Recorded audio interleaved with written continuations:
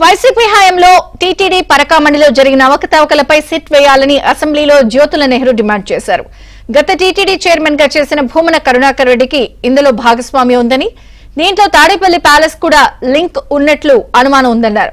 ప్రస్తుతం దగ్గరున్న ఆధారాలను ప్రభుత్వానికి సమర్పిస్తున్నానని, ప్రభుత్వం పరిశీలించి సిట్తో దర్యాప్తు చేయాలని జ్యోతుల నెహ్రూ కోరారు. లోకేష్ బాబు గారు కూడా ఒక స్టేట్మెంట్ ఇచ్చారు.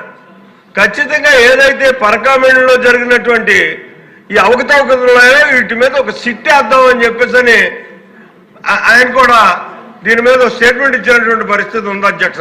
ఇవాళ నేను ప్రభుత్వాన్ని కానీ మీ ద్వారా కోరేది ఏంటంటే, మా దగ్గర ఉన్నటువంటి ఆధారాలని మీరు పరిశీలన చేసి, ప్రభుత్వం పరిశీలన చేసి సిట్ వేసి ముందు ఈ సివి రవికుమార్ కంట ఎవరైతే దొంగ ఉన్నాడో దొంగ కంట కూడా దొంగను ప్రోత్సహించి అందులో వేలాది కోట్లు కొట్టేసినటువంటి పరిస్థితి ఉందో, 2 సార్లు చైర్మన్ గా చేసినటువంటి కిరణ్ కుమార్ మరి ఈ కరుణాకర్ రెడ్డి గారికే దీని మీద ఎక్కువ ఇది ఉంది అధ్యక్ష, లబ్ధి పొందినటువంటి పరిస్థితి ఉందో. అందుకోసమే ఎక్కడా లేనటువంటిది దొంగతనం కేసుని లోక్ అదాలత్ అధ్యక్ష శిక్షిస్తారు, రికవరీ చేస్తారు.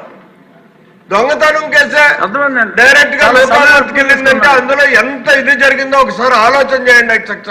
ఎంతమంది పెద్దలు ఇందులో, నా ఉద్దేశం అయితే ఒక ఈ కరుణాకర్ రెడ్డితోటే కాదు, ఇది తాడేపల్లి ప్యాలెస్ దాకా వచ్చి ఉంటుంది అనేటువంటి అనుమానం ఉంది అధ్యక్ష.